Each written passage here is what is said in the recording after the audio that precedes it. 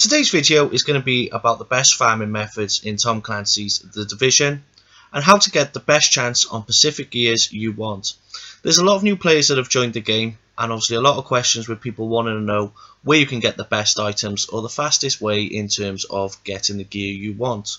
And I know that it can be helpful, so I'm going to give you my top 5 on the best farming methods currently in The Division. At number 5 is weekly missions and legendary missions. So if you complete these missions, you are guaranteed an exotic cache. The reason it's number 5 is that you can only do them once a week and not something that can be done all the time. But you do have missions around which are your heroic, your legendary missions, and also as well your weekly assignments that come on there. So completing these weekly assignments, like I said, do guarantee a exotic cache, and it does give you a guaranteed exotic item. But also as well, killing the bosses and completing these missions can also give you a chance of getting a classified gear item. At number 4 is HPTs. So these are the same as the weekly or legendary missions as well as the incursions. They have a great chance of classified gear and you can bang these out if you have the intel. Now if you do have the skill in terms of enemy armor damage and damage to elites and you're pretty confident in yourself, you can do these solo, but again you can do them in a group. But like I said, they can only be done once a week.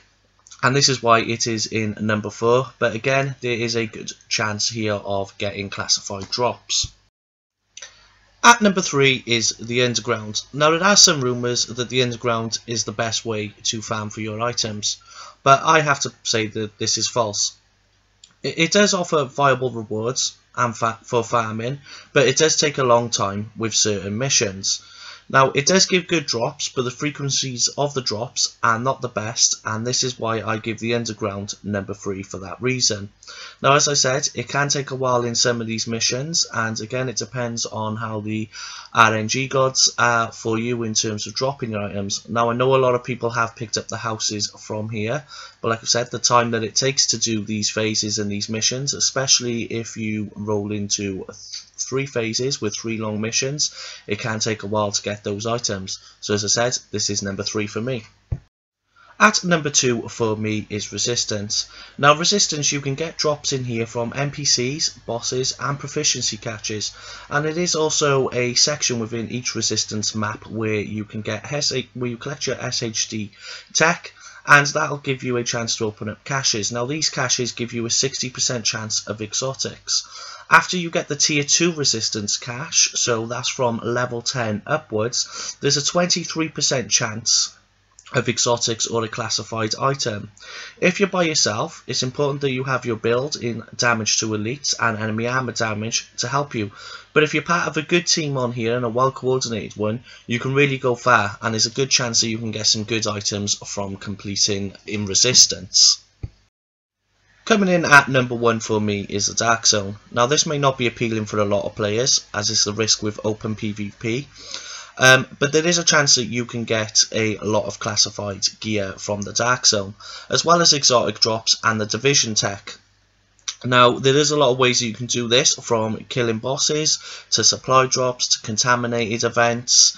Now as I've mentioned, there is the high risk in here because it is open PvP, and if you are soloing in the Dark Zone and you have people out to kill you or cheesing checkpoints, then my advice is just to transfer servers just to help you get the items that you want.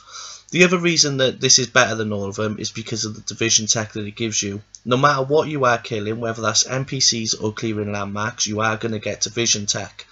And with the optimization table that's coming in, you do need Division tech to roll your gear to the top bracket. But there is a risk here, like I said, but the rewards are a lot better than anywhere else.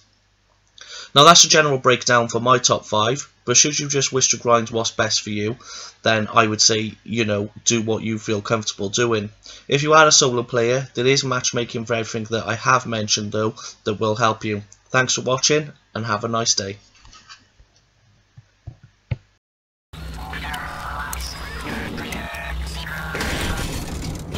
Transmissions jammed. Proximity coverage only. Backup activated.